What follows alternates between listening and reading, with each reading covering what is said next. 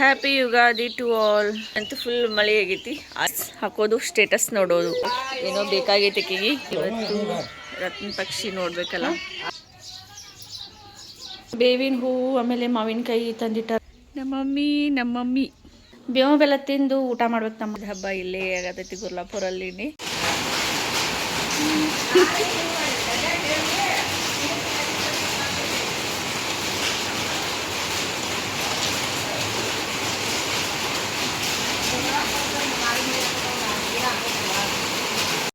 ರಾತ್ರಿ ಮಳೆಯಾಗಿದೆ.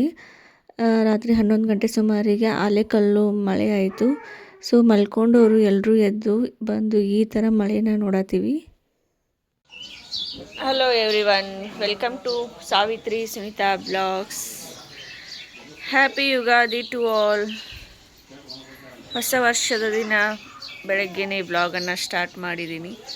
ಸೊ ಬೆಳಗ್ಗೆನ ಎದ್ದು ಹೊರಗೆ ಬರೋಷ್ಟರಲ್ಲಿ ನಮ್ಮಮ್ಮ ಅಂಗಡಿಗೆಲ್ಲ ನೀರನ್ನು ಹಾಕಿ ಎಲ್ಲ ಕ್ಲೀನ್ ಮಾಡಿದರು.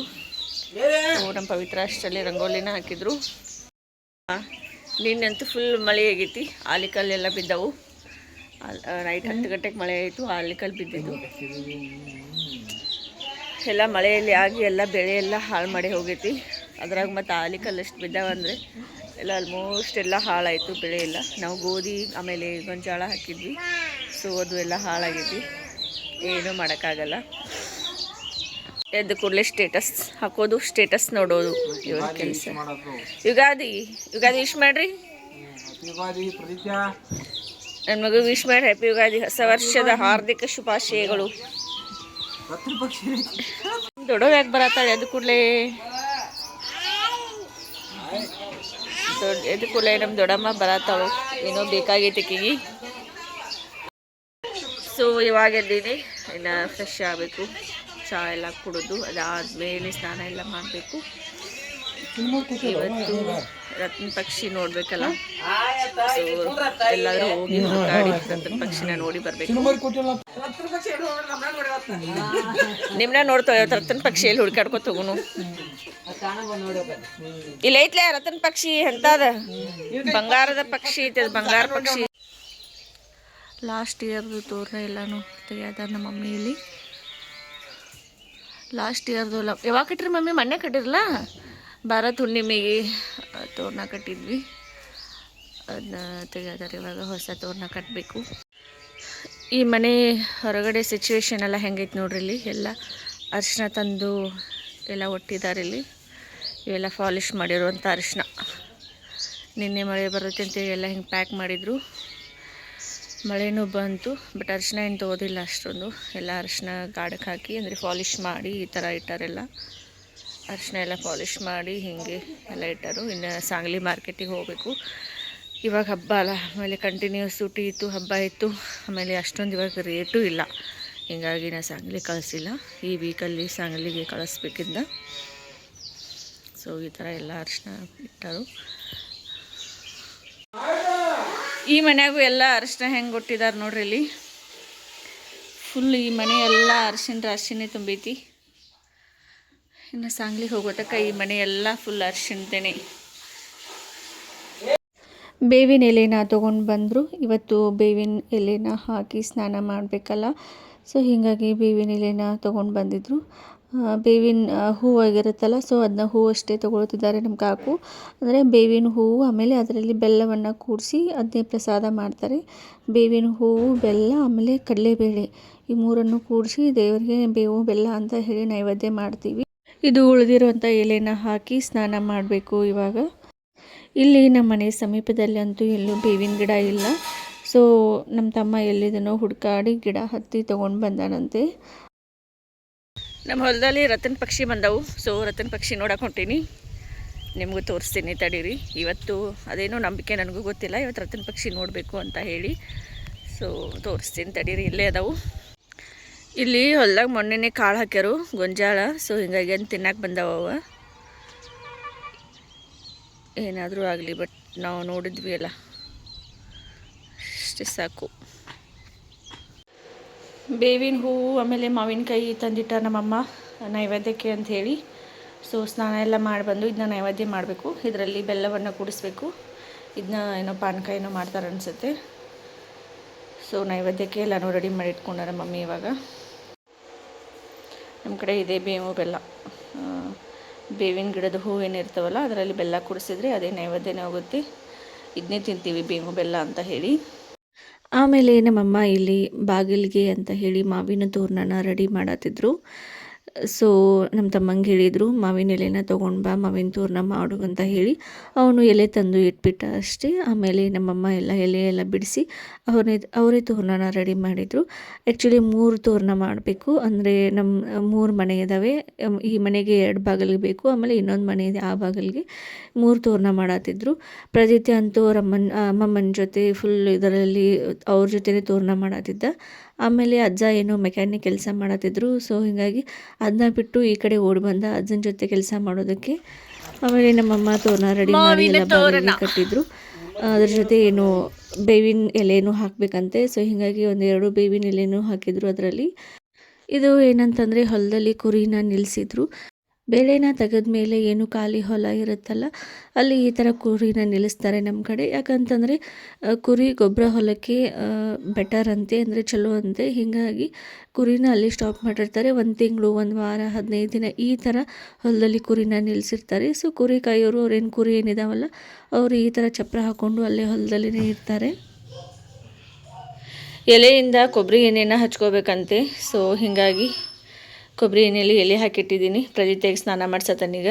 ಸೊ ಅವನಿಗೆ ಮಸಾಜ್ ಮಾಡಿ, ಎಣ್ಣೆಯಿಂದ ಮಸಾಜ್ ಮಾಡಿ ಸ್ನಾನ ಮಾಡಿಸ್ತೀನಿ. ಅದಕ್ಕೆ ಎಣ್ಣೆಯಲ್ಲಿ ಎಲೆ ಹಾಕಿಟ್ಟಿದ್ದೀನಿ. ಅವನಿಗೆ ಸ್ನಾನ ಮಾಡಿಸ್ಬೇಕು ಇವಾಗ. ಸೊ ಸ್ನಾನ ಮಾಡಿ ಬಂದೆ. ಇವಾಗ ಸ್ನಾನ ಆಯಿತು. ಪ್ರದಿತ್ಯಂದು ಸ್ನಾನ ಆಯಿತು. ರೆಡಿಯಾಗಿದೆ ನೋಡ್ರಿ ಪ್ರದಿತ್ಯ ಹೆಂಗೆ. ಪ್ರದು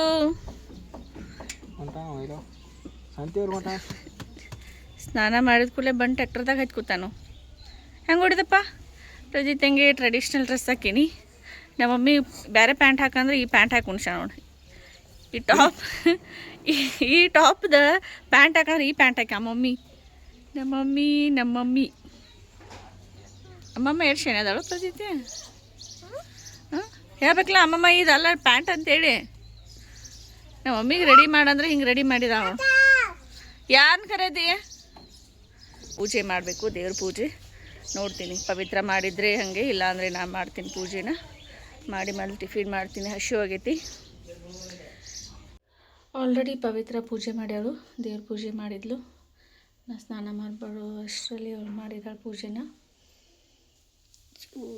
ಇದು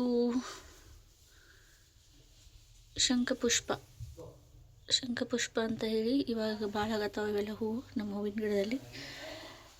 ಸೊ ಈಶ್ವರನಿಗೆ ಪ್ರಿಯವಾದಂತಹ ಹೂವು ಅದು. ಸೊ ಪೂಜೆ ಅಂತೂ ಮುಗಿದಿದೆ.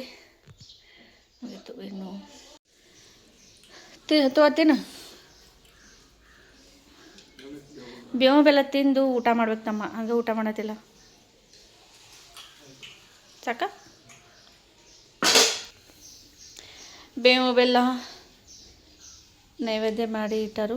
ಸೊ ನಾವು ಇವಾಗ ಬೇವು ಬೆಲ್ಲ ತಿನ್ನಬೇಕು. ಇದ್ರೊಳಗೆ ಜಾಸ್ತಿ ಬೇಳೆನೇ ಅದಾವೆ, ಬೇವು ಕಡಿಮೆ ಅದಾವೆ, ಬೆಲ್ಲನೂ ಜಾಸ್ತಿ ಐತಿ. ಆಲ್ರೆಡಿ ಎಲ್ಲರೂ ತಿಂದಿಟ್ಟಾರಲ್ಲ, ಅದಕ್ಕೆ ಹಿಂಗೆ ಅನ್ಸತೈತೆ ಅದು.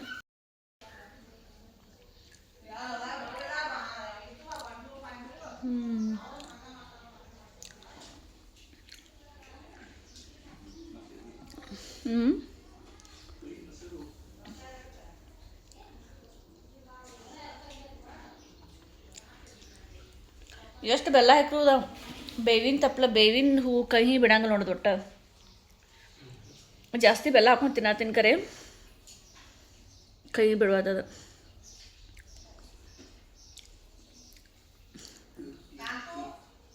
ಅದ್ರ ಗುಣ ಬಿಡಲ್ಲ ಅವೆಲ್ಲ. ಸಾಕು ಬಾ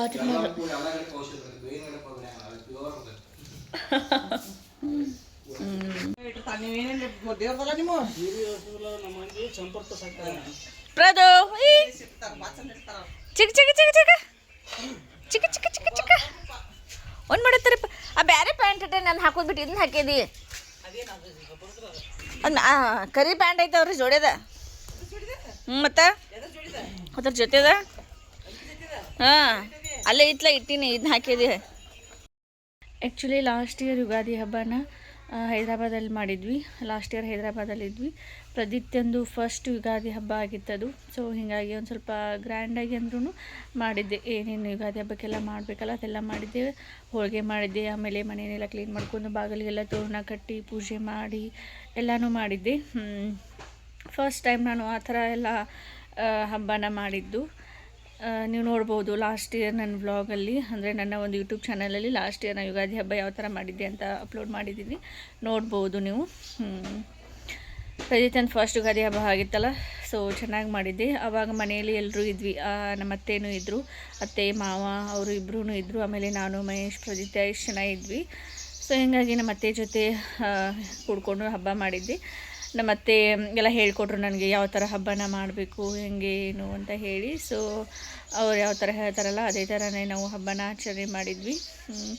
ಆ್ಯಂಡ್ ಈ ವರ್ಷ ಇಲ್ಲೇ ಇದ್ದೀನಿ ತವ್ರ ಮನೆಯಲ್ಲಿ, ಸೆಕೆಂಡ್ ಪ್ರೆಗ್ನೆನ್ಸಿ ಎಲ್ಲ. ಸೊ ಹೀಗಾಗಿ ಇಲ್ಲೇ ಇದ್ದೀನಿ. ಈ ವರ್ಷದ ಹಬ್ಬ ಇಲ್ಲೇ ಆಗತೈತಿ ಗುರ್ಲಾಪುರಲ್ಲಿನೇ. ಸೊ ಇದೊಂದು ವರ್ಷ ಇಲ್ಲಿ ಹಬ್ಬ ಮಾಡಿದರೆ ಮುಗೀತು. ಮತ್ತು ನೆಕ್ಸ್ಟ್ ಇಯರ್ ಅಲ್ಲೇ ಮಾಡೋದು. ಇನ್ನು ಆಲ್ಮೋಸ್ಟ್ ಎಲ್ಲ ಹಬ್ಬ ಅಲ್ಲೇ ಬರುತ್ತೆ ನನಗೆ, ಹೈದ್ರಾಬಾದಲ್ಲೇ ಮಾಡೋದು. ನೋಡೋದು ಎಲ್ಲೆಲ್ಲಿ ಹೆಂಗೆ ಇರ್ತೀವಲ್ಲ ಅಲ್ಲೆಲ್ಲಿ ಹಬ್ಬ ಮಾಡೋದು. ಈ ವರ್ಷ ಅಂತೂ ಇಲ್ಲಿದ್ದೀನಿ, ಇಲ್ಲಿ ಹಬ್ಬ ಮಾಡತ್ತೀನಿ.